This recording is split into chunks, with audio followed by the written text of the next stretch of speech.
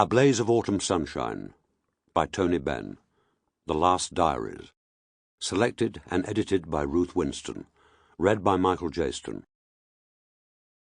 Editor's Note.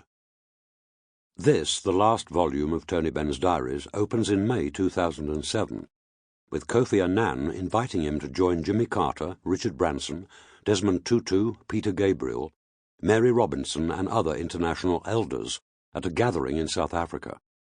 In July 2009, the dictated diary ceases, as Tony Benn, having just had an operation, muses on an uncertain future with the words, "That's all there is for my diary, unless something sensational happens tonight." Because these years are so full of personal reflections by Tony in his 80s, on aging, on failing health, on widowhood, as well as a record of dramatic and unexpected political and social developments, I have kept the editing to a minimum, retaining, I hope, the personality of the diarist as he dictated, sometimes falteringly. I have also left uncut a greater proportion than usual of the original text, to give the reader a fuller picture of Tony Benn's life as he approaches the autumn sunshine. The latter part of the book is a reconstruction by him of the period July 2009 to the present, with his insights of a personal and political nature on these extraordinary times. Ruth Winston, 2013. Introduction.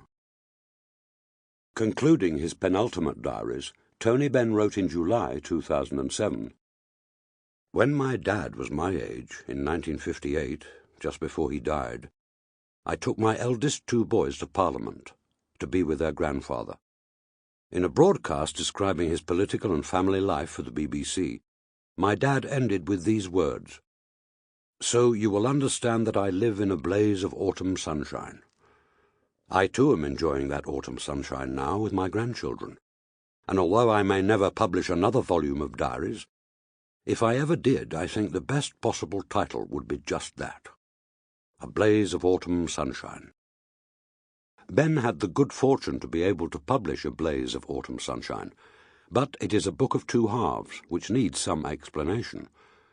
From June 2007, when the previous volume ended as the premiership moved from Blair to Brown, until July 2009, Benn continued his lifelong habit of recording events in his own life, in Parliament, in Britain, and on the international stage.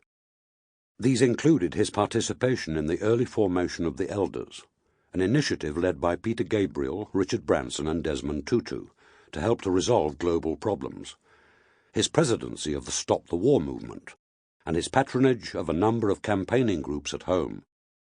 He also maintained a busy schedule of meetings and lectures. The 2 years were dominated by the banking collapses, which precipitated a wider international debt crisis, affecting the Western world. In July 2009, Tony Benn suffered a health collapse, and at the age of 84, after 69 years of writing, typing or dictating almost every day, he stopped keeping his diary altogether. Although once recovered, he continued to maintain a formidable program of public engagements. Further highly significant changes and dramatic events occurred, both in Tony Benn's own life and in the world at large, between July 2009 and the present year 2013. And these are recalled in the last chapter of the book. Chapter 1. May to October 2007. Brown's Honeymoon. Friday, the 11th of May 2007. While I was snoozing, Kofi Annan rang. He said he very much hoped I would be able to come to Africa at the end of May. I had previously had a phone call from Richard Branson about a meeting of the elders in South Africa, but with no other details. Mandela's going, Carter's going, Mary Robinson's going, and also somebody called Hernando de Soto Polar, a right-wing economist. Oh, Desmond Tutu is also going to be there. So it is very tempting. To the Victoria and Albert Museum, where I gave a lecture on slavery. Huge attendance. It's a maze going round all the stuff that had been stolen from our colonies.